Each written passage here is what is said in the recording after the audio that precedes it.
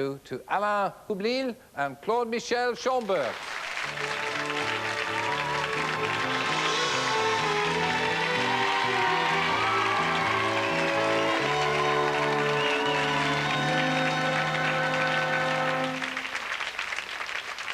Well, gentlemen, Les Miserables is a very hard act to follow. You must have been extremely apprehensive.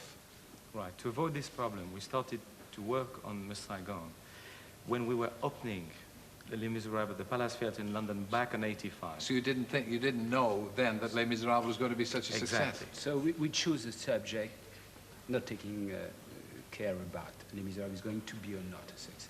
It was not our problem by that time. I see. Let me ask you, you opened Les Miserables, if I can just hark back to that first, in France, in Paris. We did in 1980.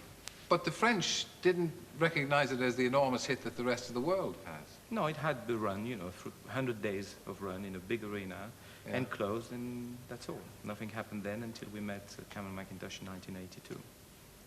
And how did the French react to your success with Les Miserables? There is no reaction, because in France there is no musical theater business.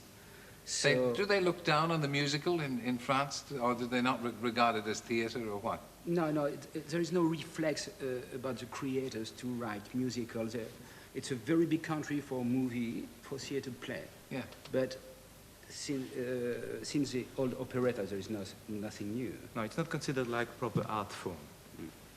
So some musicals go to France, are successful, but, you know, like an exception which doesn't create any rule. It stays what it is, closes, and doesn't make anything further.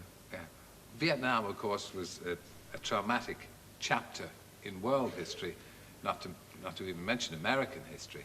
And Les Miserables is a fairly, as its title suggests, a fairly tragic story anyway. Are you ever going to write anything cheerful? It's a matter of motivation, you know. As a matter of fact, the subject of Miss Saigon was imposed by a photograph I saw in a magazine who already made the relationship between Vietnam and Madame Butterfly's story, because it was the picture of a mother leaving her daughter at Saigon airport. So she was doing exactly for her daughter the same sacrifice that Madame Butterfly was doing in the Puccini opera.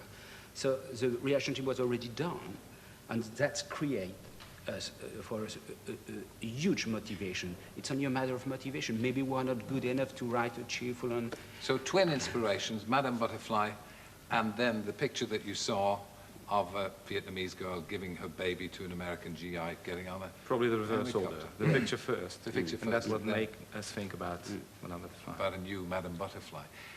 Unlike the old musicals that we used to see, the modern trend appears to be, and particularly in your musicals, that there's no speaking, no dialogue, it's all sung, rather like an opera. So why don't you call it an opera rather than a musical? Because it's not an opera as you used to believe what an opera is. Because we are both pop songwriters. You both started as pop songwriters? Yeah, that's how we started, yeah. And long time ago. Never mind. So did Tim Rice. Right. Yeah, so it's the same kind of show as Evita or Jesus Christ Superstar. Yeah. What about taking it to America? The Americans are very sensitive, still, as naturally, about Vietnam. Are you anyway apprehensive about your inevitable opening on Broadway? Well, so far the reaction from the Americans who have come to see the show have been wonderful. And some of the American reviews that we got this morning seem to be very appreciative of the show. Probably the fact that the movies like Platoon and Good Morning Vietnam have been released since have helped a lot in order to make the problem acceptable as a spectacle, whether it is a movie or a musical. Yeah. But when we started work on Miss Saigon, we didn't know at all that these movies were going to be done. That's a moment when really we didn't know exactly where we were going. Yeah. You're now at the same stage at Miss Saigon as you were in Les Miserables when you decided to write Miss Saigon, if you see what I mean. I see the next question. Next question's coming up then, you know that. What are you writing now? So we have a vague idea about what's going to be the next subject. But we don't know yet exactly.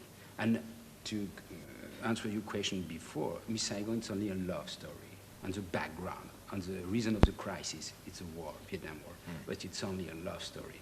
We may expect another romantic piece from you both then in 3 or 4 years' time.